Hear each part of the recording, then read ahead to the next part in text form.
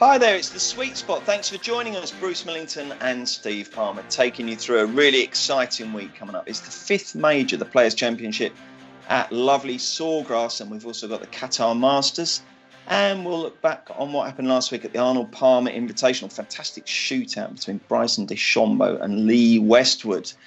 Steve, if we look at our tips first last week, Hatton, after a bizarre first couple of days, we started terribly, then looked like he might get himself back into it. He couldn't quite get it done, nor could Casey. But with most firms being 8 places, I think everyone back to Christian Bediesenhuit. I'm normally fine with that. That was a dreadful pronunciation. Pretty much got the full place money, didn't they? So all was not lost, was it? Well, absolutely, yeah. In the olden days, when it was quarter to 5 across the board, it would have been absolute heartbreak because he finished bogey, double bogey. But I think most firms will go in 8 places. I mean, you've been very unlucky to miss out last week. A very assured performance up to that point from Bazidin. Now he looks really comfortable on the big stage now. So, I was pleased with that. But yeah, Hatton's first round was, very, very poor. Really bad attitude, and then came roaring back. And, he was in contention going in the final round after a first round 77. But not a bad week, but not a great week, that's for sure. Before we look at Big Bri versus Lee, were you pleased to have the galleries back? Because I always find that there's no more annoying crowd than an American golf crowd. But having said that, I did quite like just hearing the energy of spectators and applause and cheering and oohs and ahs. It was good, wasn't it? Yeah, I think everyone was pleased to have them back. That was 25% of capacity. We're at 20% capacity this week for the Players' Championship. So I think it's going to rumble along like that for a while. If they can just keep out the idiots who say mashed potatoes and get in the hole, then that's absolutely fine. Absolutely, yeah. No. We need to get back to normality as quickly as possible, but I don't think they're going to rush it over there, and they're certainly not going to rush it on the European tour. Absolutely. Well, it turned into a very interesting final 18 holes. I must admit, I really did enjoy a massive clash of styles. Big Bryson DeChambeau smashing it towards par 5s off the tee. That was incredible. And then Lee Westwood, good old Lee, with his swing holding up fantastically well. I thought he gave a great account of himself on the Sunday, didn't he? Yeah, absolutely. Yeah, I mean, I thought Bryson DeChambeau would, find too much trouble with the aqua, and there was one point on the 11th hole on Sunday where I thought it was going to happen. He pulled his drive at the 11th hole, but he mishit it so badly it just came up short of the water hazard, and then he went on to hole a 50-foot par putt on that hole. I mean, all the focus was on his driving, understandably, but it was his putting that got the job done on Sunday. When it 2 absolute bombs at the 4th hole and the 11th hole. Was enough to see off, a very plucky Lee Westwood. I mean, inspirational character these days, Lee Westwood. He turns 48 in April, but arguably playing as good as he ever has. He still hits it a long way. He's the Race to Dubai champion, and you have to take from that he's still got a chance of putting the icing on the cake with that elusive major victory. He's had a fantastic career, but we haven't had that major win, and he just creeps onto the radar now, doesn't he? The way he's been playing consistently well for a long spell. I mean, our Open Championship could be the one.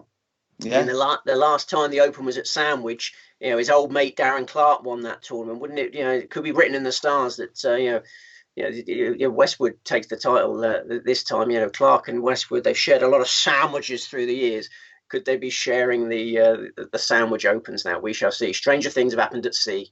I don't think things are written in the stars. It's the 21st century. That doesn't actually happen. I know that certain football commentators often say that, don't they? But do you not think there's a little man up there just dictating everything that happens? No. That our Lord Jesus Christ? No. Okay. I don't. No, and particularly not golf tournaments. I think they'd probably have more important things to sort out. But anyway, wind out sales there. Sorry, mate, but no, I mean it could still happen. But yeah, what about? Did anyone else get into the tournament? It sort of turned into a bit of a 2-horse race in the end, didn't it? Spieth again made some fleeting appearances on the leaderboard, didn't he? But yeah, absolutely. I think we've got to mention Will Zalatoris, who's been featuring on this podcast quite a lot lately. That was another fantastic course debut from the PGA Tour newcomer. He tied for 10th place. No debutant has won at Bay Hill, since the old king died. And for Zalatoris to just swagger into Bay Hill for his debut and finish 10th was really impressive. He's making another debut this week at Sawgrass, but you can't rule him out. His long game's so tight. He's world number 46 now, Will Zalatoris, and rising. So, I was impressed with him. I was impressed with Westwood. I was impressed with Bazidin up to the last 2 holes. And then, obviously we have to give DeChambeau some credit as well. I mean, the thing about the drive at the 6th, All the focus was on that before the tournament, and I foolishly got dragged into thinking he might actually take the job on, but he didn't take the job on. He bailed out to the right, and the big celebrations in round 3 as if it had happened. It was just fraudulent, if you ask me, because I agree with you, because Rory then pretty much hit the identical shot and no one batted an eyelid. Yeah, absolutely. Rory was 10 yards shorter and no one cared. I mean, DeChambeau wasn't going for the green at any point in that golf tournament, but the big fanfare around it, people fell into that trap. But did you like him a bit more? Did you find yourself warming to him? Because I saw a few things on Twitter. I didn't watch the presentation, but apparently, it was a good performance, wasn't it? It was good fun. It was good entertainment. But then apparently his acceptance speech, we were sort of stumbling through the sponsors' names and all that. Everyone was giving him abuse for that. Yeah, I mean, as a player, he impressed me greatly with his shots from the rough. That was the thing I took most from him. As a little reminder, I mean, his shots from the rough, his power just scything through the rough is incredible. There was one shot over the water at 18, one of the middle rounds. I couldn't believe he managed to make that carry from the rough over the water. So as a player, yeah, but as a man, I don't know. There was a big tantrum in the bunker, wasn't there, just before that long par putt? He was slating the sand in the bunker. I thought that was risible, given how lucky he'd just been on that tee shot.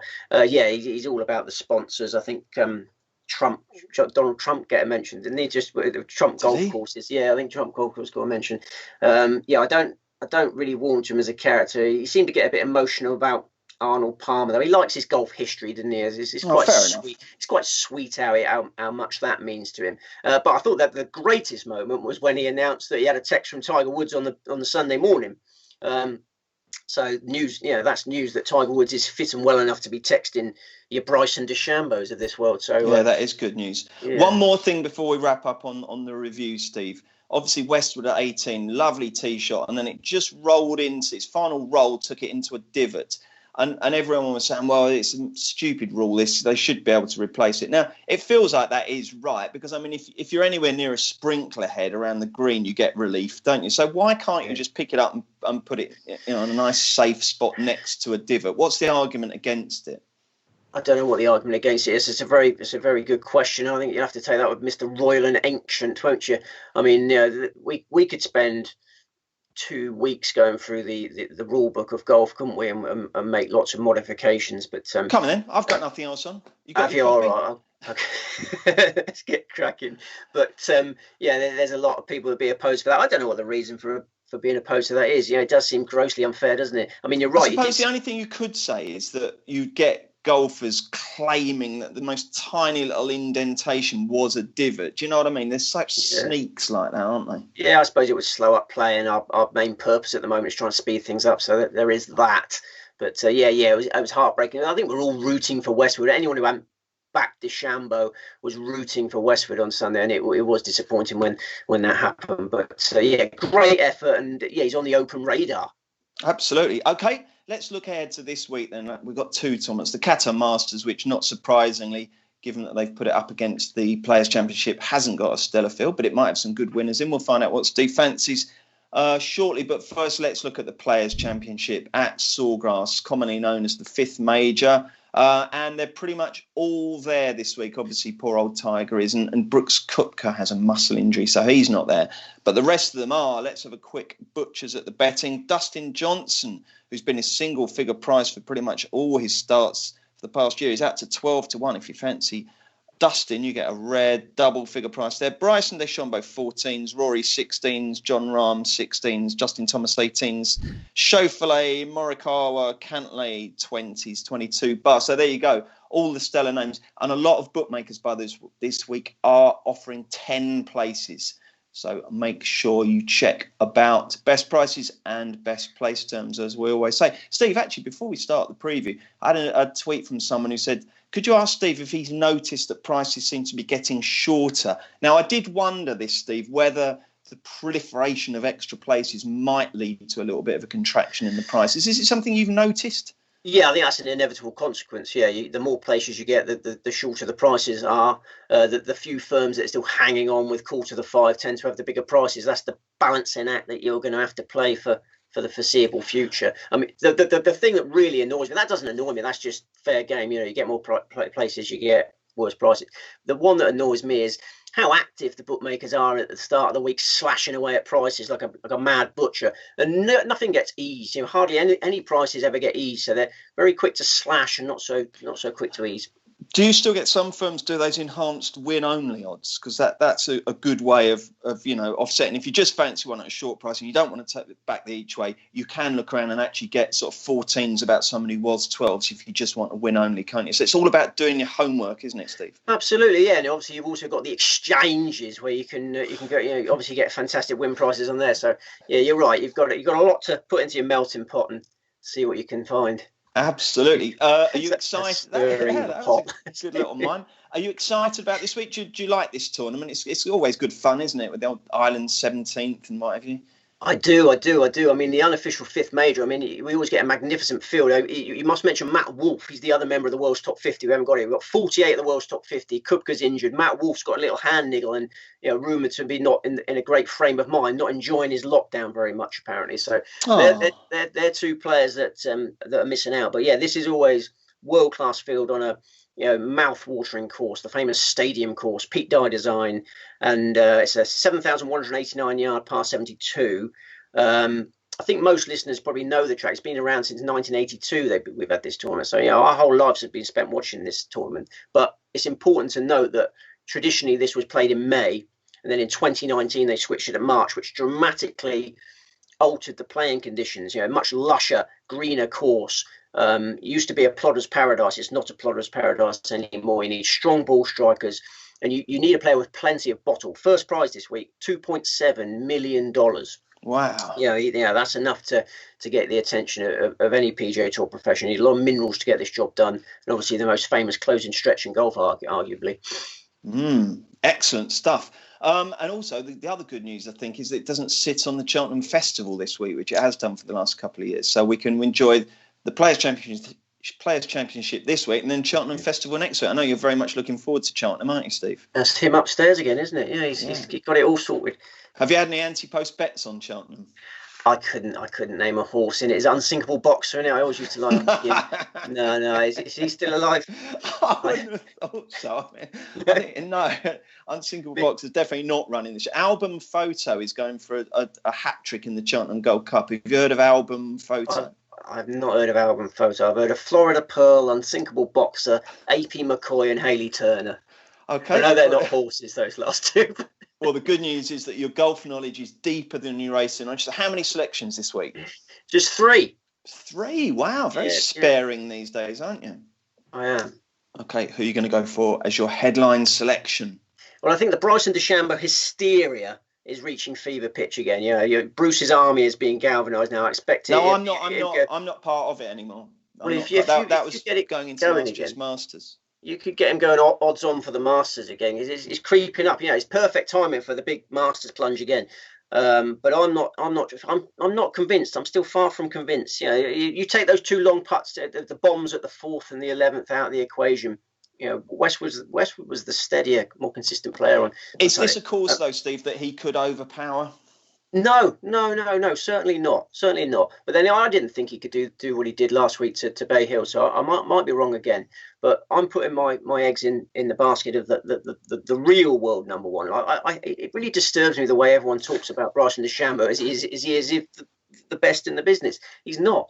I think this week the real world number one, the Masters champion, the FedEx Cup champion, reminds everyone who's the best. Dustin Johnson's very, very quickly gone off the radar of a lot of punters because he suffered a little dip in putting form, but putting is such a fickle part of the game. You saw that with Colin Morikawa the other week. He putted like a blind man in the Genesis Invitational. A week after, he's winning the WGC. In fine style, putting really well. So I'm not going to let a little spell of bad putting from Dustin Johnson, take my eye off the ball. This is the best in the business. He's got a prolific strike rate. He's won 4 of his last 10 tournaments.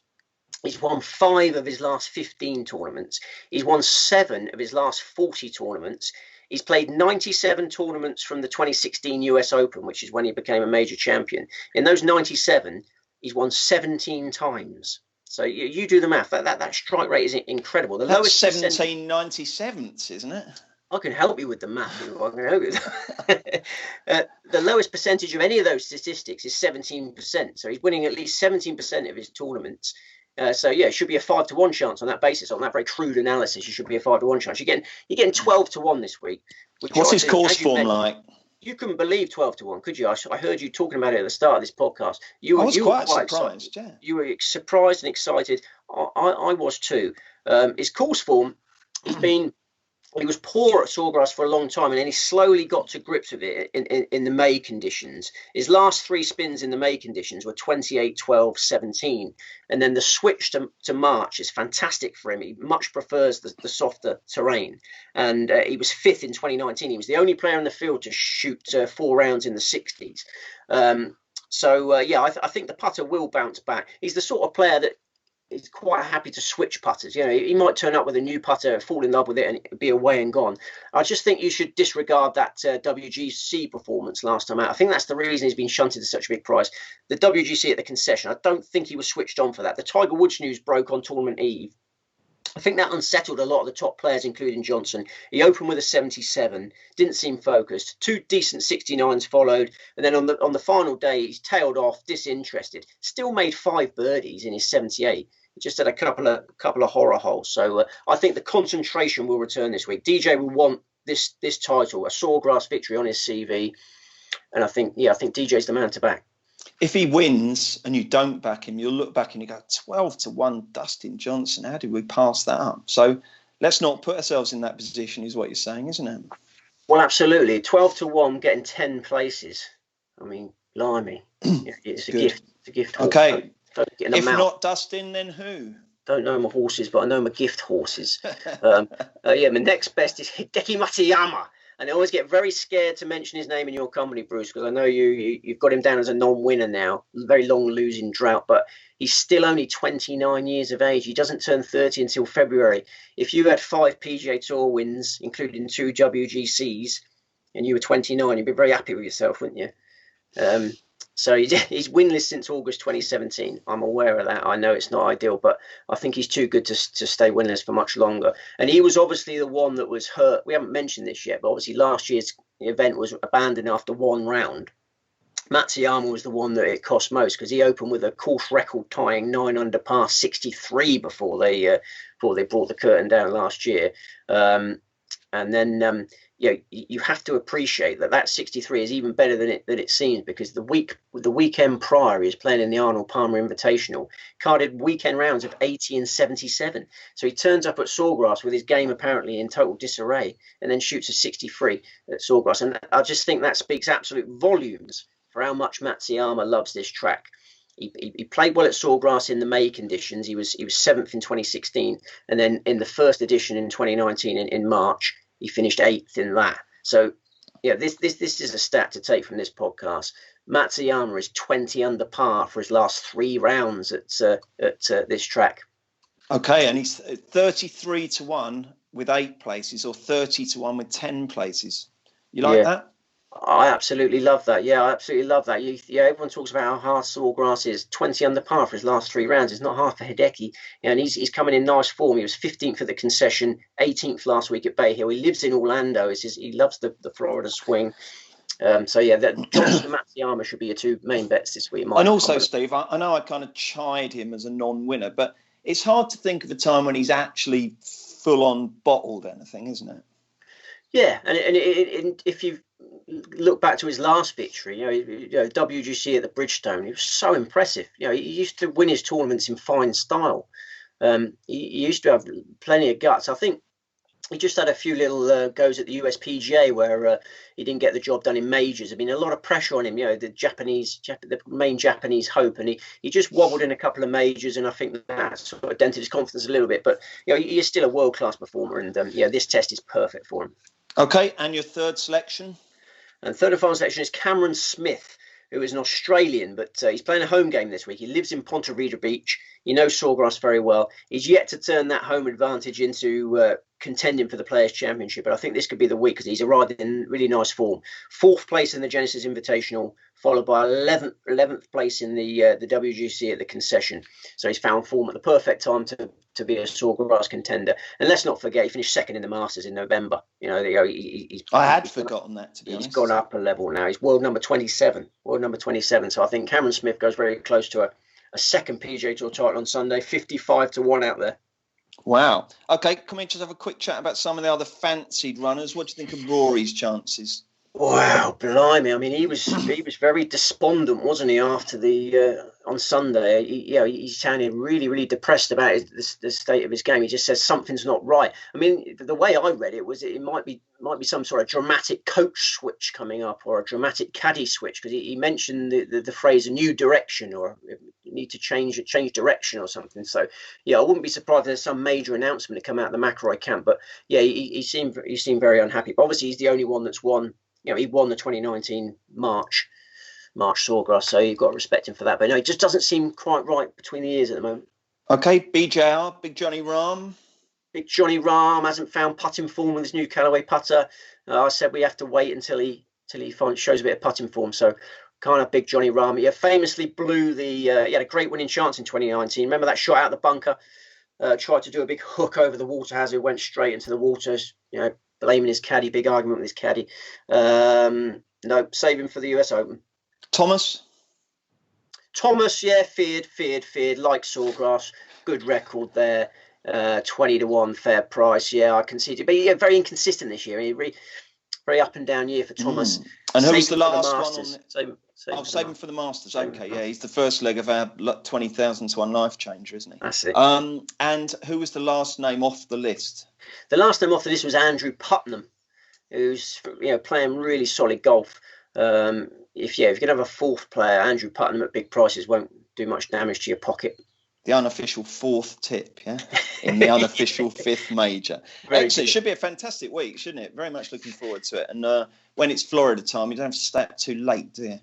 No. You've got sunny forecast, light to moderate breezes, 9,000 spectators a day. So yeah, they should have a lot of fun out there. How exciting. And dovetailing beautifully with Sawgrass is the other tournament this week, the Commercial Bank Qatar Masters. So basically that starts early hours UK and Ireland time, doesn't it? So we've got golf right around the clock, Steve. You have. And you're going to Education City Golf Club for that one. Are we moving on to the Qatar Masters? Yeah. Well, have you got anything else to say about Sawgrass? I don't think I have, No, I know I've only got 3 selections and you can get 10 places, so perhaps I'm being a little bit too conservative. But I just didn't fancy anyone else enough. I found it quite a tough tournament to generate tips for. So let's get you started on the Qatar Masters because, as I said, it's not the most stellar field. Let's have a look at the betting before we get to Steve's selections. I'll tell you what it is. It's wide open. 18-1 Thomas Pieters. 20-1 Antoine Rosner, 20-1 Thomas Detry. Do I pronounce him properly? Is it Detry or Detry? I think the first one, yeah, Detry. Yeah, Thomas Detry, yeah. 25-1 Gorgeous George Kotzer, 25-1 Rasmus Hogard, Andy Sullivan, Matthias Swab. They're all 25s. So it's that kind of a field, Steve. It's not a star-studded field. Before you give us your tips, what's the course like? What sort of test have we got? We're at Education City Golf Club, which is in Doha. I mean, this event was staged at Doha Golf Club from 1998 to 2019, but we moved last year to this new track. It was designed by Jose Maria Olazabal.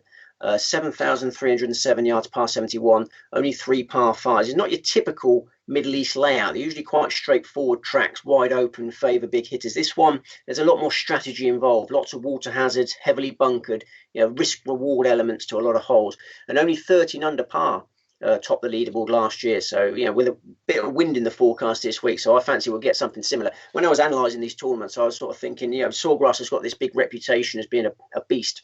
I think it'll play fairly easy this week. I think you'll get a worse winning score at Education City Golf Club.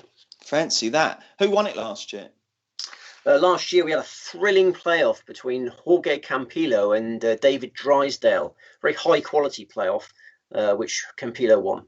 Okay. How many selections you got this week? Just 3. Yeah. We've only got 6 selections across the 2. You're going to end up looking like 3 selections to rate your gun, aren't you? What's happened to the days when it used to be 6s and 7s? I don't know. I just maybe a bit more selective in life these days. Yeah. Okay. Right then. Let's see who you. Am I going to wince when you tell me your main selection? Then is it going to be one of these people that's on the banned list? They're not called Thomas. No, they're not. Right, there's nobody called Thomas. I don't think I've got. No, I haven't got any Thomases. Go on then. Who is it? The number 1 selection is Antoine Rosner. A 28-year-old Parisian.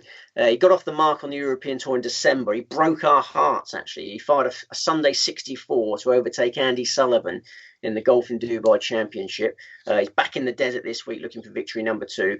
Nicely balanced player, long and straight, consistent ball striker. And last year when he teed up in this event, he was 204th in the world rankings. This time he's returned as 97th in the world rankings. He's just penetrated the top 100 with a fast start to this year. He was 16th in Abu Dhabi. He was 9th in the Dubai Desert Classic. He was 26th in the Saudi International. Antoine Ross has established himself now as one of the best players on the European Tour. And he finished 53rd in last year's Qatar Masters. I think this time, seriously contends. He was the most appealing option of all. Okay, and who else are you going to go for?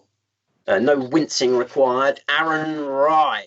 We're on Aaron Rai. I'm talking about AR is the initials this week, isn't it? Good spot. Yeah. Well, we were on Aaron Rai at very healthy prices for the Irish Open in September. I don't know if you remember that one. Absolutely. Yes, I do. Yeah. Does he wear 2 gloves, Aaron Rai? Yes, very much so. Yeah, and that's head covers on his irons. Yeah, he's a quirky character. What is the point? They shouldn't. Why does anyone have a head cover? They're the most pathetic, pointless waste of time. I really resent playing golf with people who mess around putting their head cover on. These things are made out of the kind of high-tech metal that space rockets come back through the atmosphere and don't get damaged. So what makes you think your putter's going to get damaged? I can vouch for how easily they're damaged by my son, can't I? I mean, he's smashing up a lot of my golf equipment as we speak. But then, if you haven't got any kids around, you're right. You're unlikely to get them damaged. You can, it's just in the car park. If you drop them in the car park and they smash into the concrete, you're gonna have problems. On the actual golf course, there's not a lot that can go wrong.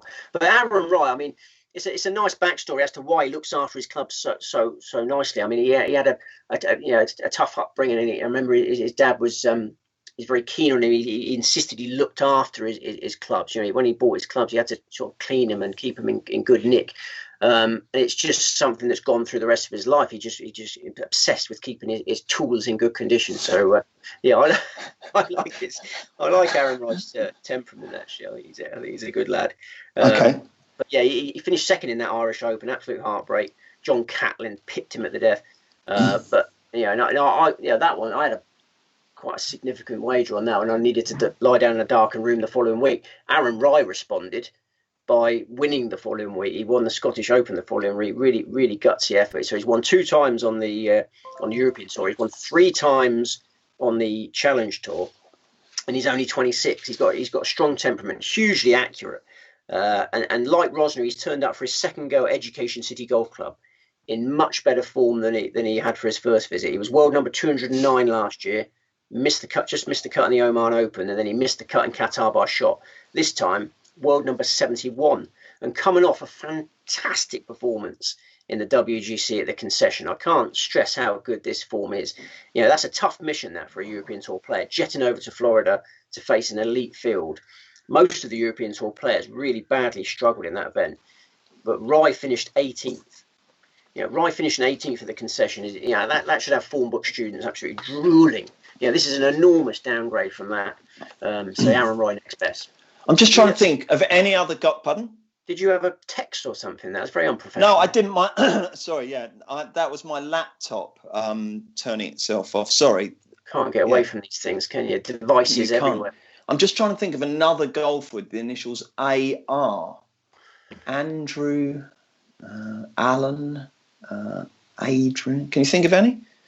Not off the top of my little head, I can't know. You just thought there'd be one, wouldn't you? Anyway, we can go through them all next week, but I think the idea of these podcasts is that they go boom, boom, boom, boom, boom. So, all right. I'll spend 10 minutes just talking about the AR. Third selection. That's it. Third and final selection. Matthias Schwab. Massively admonished there. Matthias Schwab. Okay. He's a very tidy player. Well, it's just they just want instant gratification. these days. The whole world wants instant gratification. They're not prepared to wait 5 minutes for us to get another AR. Okay.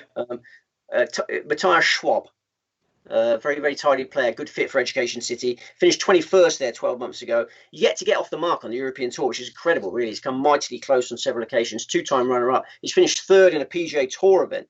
I think it's only a matter of time before Schwab becomes a European Tour champion. He's played 5 tournaments this season, really solid in all of them. He's had a month off. A lot of these players have had a month off. If he's found some putting form in that time, then I think he'd go very, very close, because that was the problem before the break. Okay, excellent. Thanks, Steve. Well, given your desire, have you got something on? Have you got a dental appointment coming up or something? You seem in a hurry. I've got a long list of assignments on. Oh, sorry, you have, yeah. But that wasn't the reason. No, I'm just aware that everyone loves a short podcast, don't they? Okay. But if you want the last name off the list double, okay. Andrew Putnam, who is a massive prize. Sean Crocker, I thought long and hard about a fourth this week. Sean Crocker. If Putnam and Crocker win, then you probably won't see me next week. I'll be in all sorts of trouble. Oh, well, let's hope not, Steve. Let's hope it's a good week. And here are your selections for the Players' Championship. Dustin Johnson, Hideki Matsuyama, Cameron Smith. And in the Commercial Bank Qatar Masters, Antoine Rosner, Aaron Rai, Matthias Schwab. Excellent. Thank you very much indeed, Steve. Anything to add, or is that a wrap? Tell us what's on next week first. Let's whet people's appetites. You've got your Kenya Open next week. Very easy to forget that. There was a couple of Kenya events added to the schedule. Kenya Open and Honda Classic. So that is fantastic. The Kenya doubleheader is crazy. There's another Kenya event that starts on the Tuesday the following week. Wow. Absolutely bonkers, yeah. Goodness me. You'll come on to all that, yeah. Righty-ho, Steve. Thank you very much indeed for that. Good luck with your tips this week. Thank you very much for joining us on The Sweet Spot. As we always say, please do bet safely. And also, please join us next week when we'll look ahead to some more great golf on The Sweet Spot.